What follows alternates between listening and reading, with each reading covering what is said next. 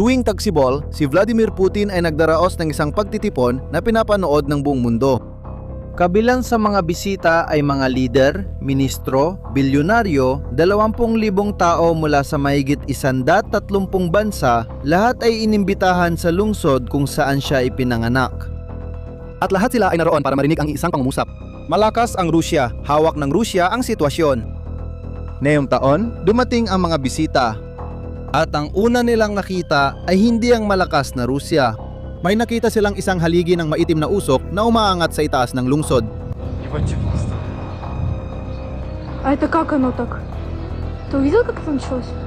Ilang oras bago ang almusal, ang mga drone ng Ukraine ay tumawid ng mahigit 1,100 kilometro ng teritoryo ng Rusya at tinamaan ng lungsod kung saan ipinanganak si Putin.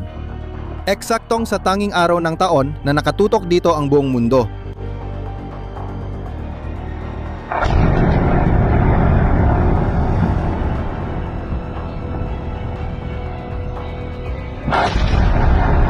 Sa araw na siya mismo ang pumili para patunayan na ligtas ang Rusya. Tinawag ng mundo itong bagong kahihiyan kay Putin. Ngunit may mahalagang detalye na iilan lang ang nakapansin. Hindi ito basta atake na nakalusot sa depensa ng Rusya dahil sa swerte, kundi maingat na pinili ang bawat target. At kung ano ang mga target na ito kapag pinagsama-sama ay may sapat na dahilan para lubos na mag-alala si Putin at ang kanyang gobyerno.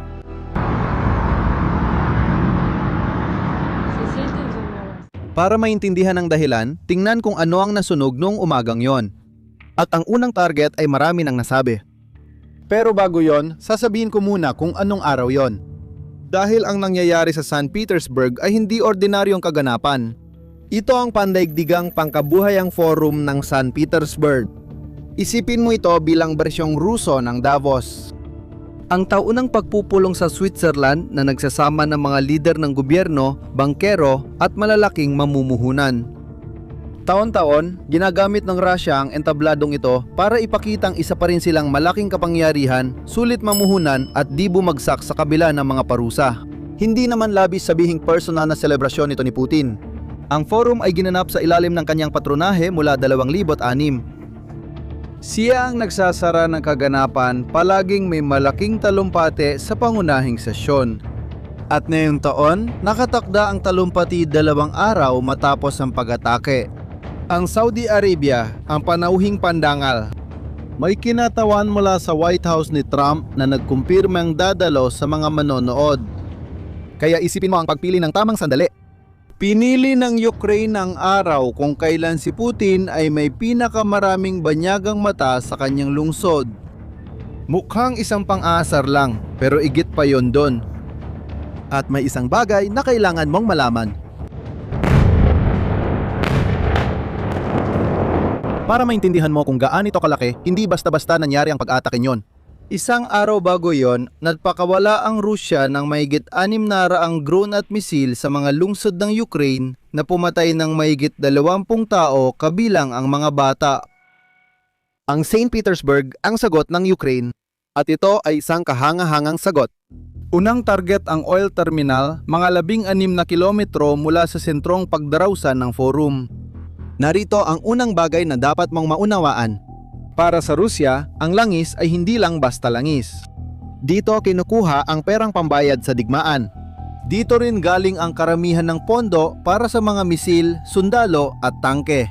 Dahil dito, mahigit 1 taon nang isinasagawa ng Ukraine ang sistematikong kampanya laban sa mga refineria at terminal ng langis ng Russia.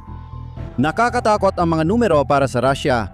Sa ilang pagkakataon, halos 40% ng kapasidad ng Russia sa pag-export ng langis ay napatigil, kaya nagkaroon ng pila ng mga oil tanker na naghihintay. Sa Golpo ng Finland, sa mga rehiyong okupado, kinailangan limitahan ng mga gasolinahan kung gaano karami ang maaring ipagasolina ng bawat tao. Pahina ng pahina ang tulo ng gripo na sumusuporta sa digmaan. Kaya ang terminal na nasusunog mag-isa ay may saysay na punteryahin ang pera. Pero doon na naging kakaiba ang lahat. Sa parehong gabi sa kabilang bahagi ng lungsod, tinamaan din ang pangalawang target. Mukhang wala naman siyang kaugnayan sa una. Bago tayo magpatuloy, kung gusto mo ang pagsusuri, mag-subscribe ka sa channel. Susunod na ang bahagi na halos di napansin. Ang ikalawang target ay barkong Pandigma.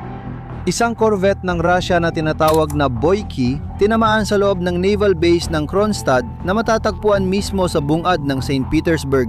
Isa ito sa mga pinakamodernong barko ng Russian fleet, armado ng mga misail na kayang magpalubog ng mga barko ng kalaban.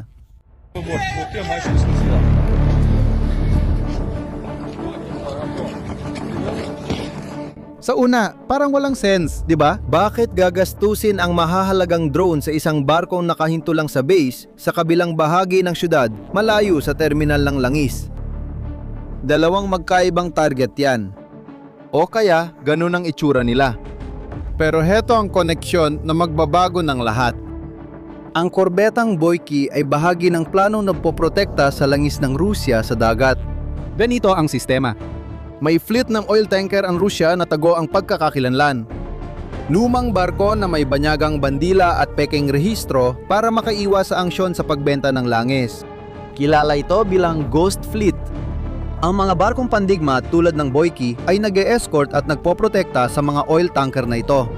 Noong nakaraang taon, ang corvette na ito ay nag-escort ng kargamento sa English Channel sa pagitan ng Inglaterra at Pransya. Unang beses nagpadala ang Rusya ng barkong Pandigma para i-escort ang Ghost Fleet doon. Binantayan ng British Navy ang paligid gamit ang frigate at mga eroplano. Nad-escort na rin ang korbetang yon ng mga kargamentong militar mula base ng Rusya sa Syria. Ibig sabihin, hindi ito ordinaryong barko. Mahalaga ito sa lohistika ng digmaan ng Rusya. Natuklasan ng mga investigador na nagawang pekein ni Boyki ang sarili nitong signal ng pagkakakilanlan. Lumalabas ito sa mga sistema ng pagsubaybay na parang isa lang simpleng bangkang pangisda. Barkong Pandigma na nakukunwaring maliit na bangka. Tinutukoy ang multong flota sa literal na kahulugan. Napansin mo ba ang nangyari? Hindi yon magkaibang target, iisa lang, tinamaan sa dalawang panig, pera mula sa langis. At ang lakas na nagproprotekta sa pera. Tinamaan ng Ukraine ang kita ng Russia sa terminal, sa lupa, at tinamaan ulit sa barkong nagbabantay sa kita na yon sa dagat. At may isang detalye na nagkaroon ng napakalaking simbolikong epekto. Tinamaan ng korbeta mismo sa kanilang base, sa sariling teritoryo. Nakatigil ito para kumpunihin mula pa noong Pebrero. Isang Russian na military blogger, yung mga sumusuporta sa digmaan, ang nagsulat ng dahilan kung bakit nandoon ang barko ng walang proteksyon ay isang isyung may asterisko. Ganyan sinasabi ng mga Ruso kapag nakakahiya ang usapan. Mas mabuting huwag pag-usapan. At hindi ito ang unang beses. Ayon sa mga Ukrainian, ito na ang ikatlong barko ng Baltic Fleet na nagawa nilang masira sa digmaang ito. Pero lahat ng ito ay nagbubukas ng mas malaking tanong. Paano nakakarating ang mga Ukrainian drone sa distansyang 1,000 at 100 kilometro? Nakapasok sila sa base ng Baltic Fleet at walang pumipigil? At iyan ang tanong na dapat talagang kinatatakutan ng gobyernong Ruso dahil ang 1,000 at 100 kilometro ay napakalayo. Iyan ang distansyang naging pinakamabisang depensa ng Rusya sa loob ng maraming siglo. Napakalaki at napakalalim ng bansa na hindi basta-basta nakakapasok ang kalaban sa gitna nito. Natapos na iyon at hindi rin ito kakaiba.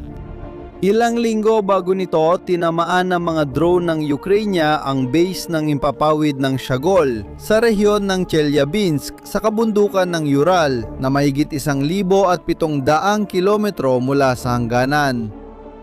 At alam mo ba kung ano ang pinakakapansin-pansin?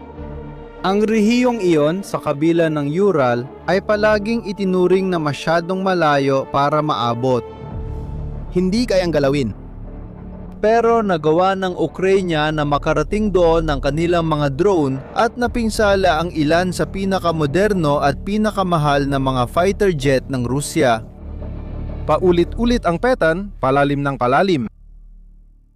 Pero sa mga pag-atake sa St. Petersburg, alam mo ba ang nangyari nang lumitaw na ang mga drone sa himpapawid ng lungsod? May mga lalaking nakita sa ilang pagkakataon na nagpapaputok sa mga drone para pabagsakin ang mga ito. Tingnan mo, hindi tama ang ganitong pagtatanggol sa malaking lungsod. Ginagawa lang ito kapag pumalpak na ang depensa at kailangan na mag-improvise. Sabi ng Rusya, daan-daang drone ang napabagsak nila nung araw na yon. Baka nga totoo, pero okay na may nakalusot. Tamaan ang tamang target para maihatid ang mensahe. May pangalawang bahagi pa ang kwentong ito na halos di ka pani-paniwala. Pinag-uusapan ko ang baril na gumawa nito.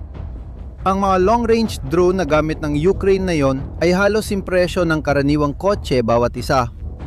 Karamihan sa mga ito ay gawa sa plywood. Isang kumpanyang Ukranyano ang gumagawa ng humigit kumulang 200 piraso araw-araw. Firepoint ang pangalan ng kumpanyang ito. Ang drone, ang FP1. Bawat isa ay nagkakahalaga ng humigit kumulang $55,000 presyo ng isang kotse at ang Firepoint ay gumagawa ng mga 200 piraso nito bawat araw. Ngayon, ang mga drone na ito ang bumubuo ng higit sa kalahati ng lahat ng malalayong pag-atake ng Ukraine laban sa Russia. At heto ang nakakatuwang bahagi, ang kumpanya ay itinatag noong 2022 ng mga taong hindi galing sa industriya ng armas. May arkitekto, mga tao mula sa pelikula at pati na rin designer ng video game. Mga ordinaryong tao na, pagkatapos ng pananakop, nagpasya na gumawa ng murang mga drone.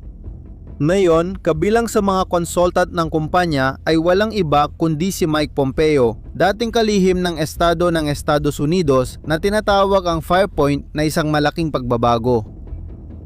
Para mapalipad ng malayo ang mga drone, gumawa ang mga Ukrainian na matalinong sistema. Isang drone na tagapag-ulit ang pumupunta sa international na tubig at nagpapas ng signal sa mga attack drone. Malamang na gumagamit ng internet sa pamamagitan ng satellite. Mura, matalino at mahirap pigilan ang teknolohiyang ito. At dito na giging absurdo ang lahat. Sa isang banda, naroon ang dambuhalang Rusya na may mga barkong milyones ang halaga at napakalawak ng teritoryo. Sa kabila naman, mga drone na gawa sa plywood na parang laruan lang. Parang presyo lang ng kotse ang halaga. At dito na tayo dumating sa pinakamahalagang sandali ng kwentong ito. Ang sandali nang hindi na tatlo ang mga target. Naalala mo ba ang Forum Ekonomiko? Yung party na inorganisa ni Putin para ipakita ang lakas? Hindi yun nagkataon lang sa petsa. Yun ang pangatlong target. At siya lang sa tatlo ang hindi bagay na pwede mong sunugin. Isa rin yung ideya. Ang forum ay para lang sa isang bagay. Patunayan na ang Rusya ang may kontrol, matatag, hindi kayang galawin, at bukas para sa negosyo.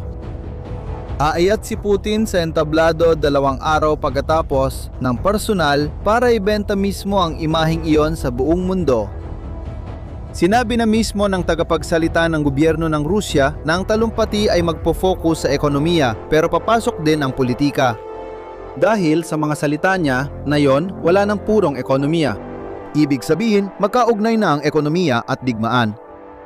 At dito sa entabladong ito nagpadala ng mensahe ang Ukrainya, hindi para sa mga general ng Rusya. Para sa mga bisita. Para sa 20,000 dayuhan na kakalapag lang. Simple lang ang mensahe. Tingnan ninyo kung saan kayo nakaupo. Tingnan ninyo kung anong hindi kayang protektahan ng Rusya di sa lungsod kung saan ipinanganak ang leader nito, sa pinakamahalagang araw sa kalendaryo niya. At hindi ito ang unang beses na pinili ng Ukraine mismo ang mga lugar kung saan sinusubukan ni Putin magmukhang malakas. Kamakailan lang, pinaikli niya ang parada ng araw ng tagumpay sa Moscow, pangunahing simbolo ng bansa dahil sa takot sa drone attack. Ang nagpaikli ng sariling parada ay nakatanggap na ng mensahe. Tingnan mo kung anong tinamaan nung umagang yon. Pera, terminal ng langis at barkong nagpoprotekta rito. At ang palabas, imahe ng bansang may kontrol. Ibinunyag niya sa lahat ang makinang napapatakbo sa Sao Petersburgo. Pansinin mo ang ginawa ni Putin. Umakyat siya sa entablado 2 araw pagkatapos at nagtalumpate tungkol sa malakas at matatag na Rusya. Parang hindi kailanman nagkaroon ng usok. Agad pinigilan ng mga awtoridad ng Rusya ang paglalatala ng mga larawan at mga video ng pinsala. Bahagi ito ng matagal ng patakaran ng Rusya sa 12-12 ng rehiyon kung saan pinagmumulta ang naglalatala ng larawan ng kalagayan matapos ang pag-atake. Ang katahimikan na ito ang pinaka naglalahad ng lahat. Bakit nga ba nila kailangan itago ito? Napuksan nila ang sunog sa ilang oras lang. Pero ang imahe ng bansang di na kayang protektahan ng lungsod ng kapanganakan ng kanilang leader sa araw na siya mismo ang pumili. Hindi na mabubura ang imahen yon.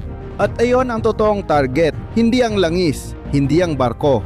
Ang ideya na hawak ng Rusya ang sitwasyon.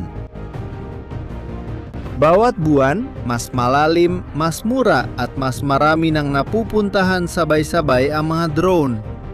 Lalo mahirap panindigan ang ideyang yon, kaya ang tanong ngayon ay hindi na kung kayang ipagtanggol ng Rusya ang St. Petersburg, kundi ibang, mas malaking tanong na ito. Hanggang kailan masasabi ng isang bansa na sila ang panalo habang tinatago ang sarili nilang larawan? Isulat mo sa mga komento kung anong iniisip mo tungkol dito. Ito ang mga bagay na tuloy naming tatalakayin dito sa channel, kaya mag-subscribe at i-activate ang bell para hindi mo ma-miss ang mga susunod na video. Hanggang sa susunod,